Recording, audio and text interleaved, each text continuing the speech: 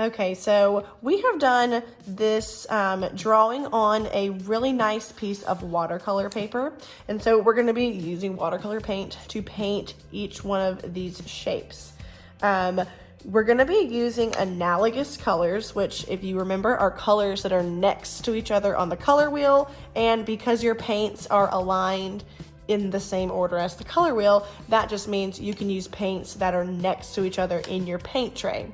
Now, I also have told you in the past that this purple guy is technically next to the pink guy because if this was a circle, they would be touching. So if that helps your decision. Now, I'm gonna do mine kind of like a Valentine's-y color. So I'll use pink, red, and probably a little bit of purple, maybe even this indigo color. But I would not use more than 4 colors. So I'm gonna use 1, 2, 3, 4 of those. But what we're gonna do is I'm gonna show you a technique to make some of these colors lighter and some of them darker. So just like we have done in the past, just gonna wet your brush and pick out your color. Now you can use the color straight out of the pan and paint that onto your shape.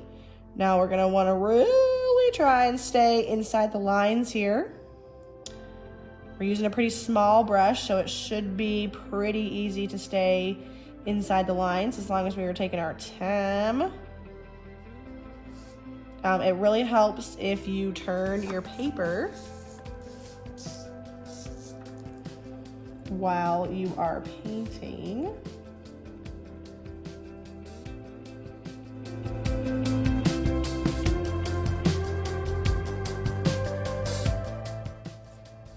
Okay, so that would be kind of wet your brush, get the paint out of the pan kind of color. Now, if you want your color to be darker, then you would get just a little bit of water, or like right now, I already have a little bit of water on my brush and in the pan. So I'm gonna get some of that paint again on my brush without adding any more water, and it should come out a little bit darker. Okay, you see how it's a little bit darker? Get a little bit more. Paint on the inside of those lines.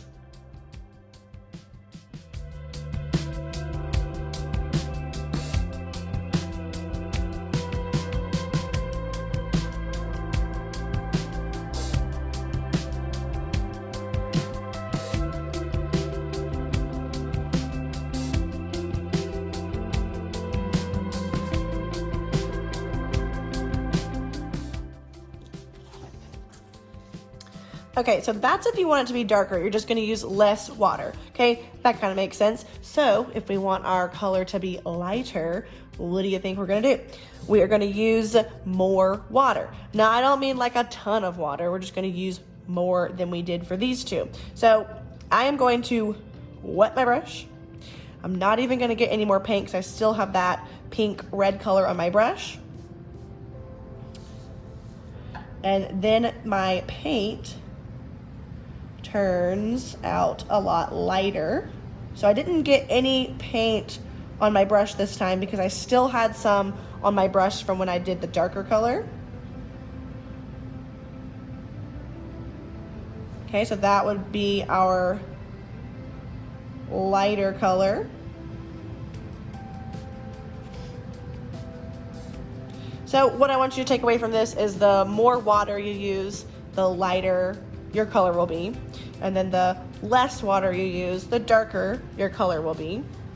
Okay, we really want to have a variety of shades and tints, okay? So a shade would be a darker version of that color. A tint would be a lighter version. So we want to have a variety of those.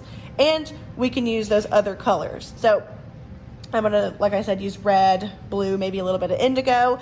And so if you want to mix colors together, if you want to mix your analogous colors together, you can on your paper. So like if I wanted to mix this purple with the indigo, I can do that as long as I'm doing it on the paper and not in the trays. So you can create a couple new colors just by mixing some of those colors together on your paper. very important that it's not mixed up in the trays. And then you can go from there. So we really want to have a variety of colors, analogous colors, and a variety of tints and shades, meaning light and dark colors.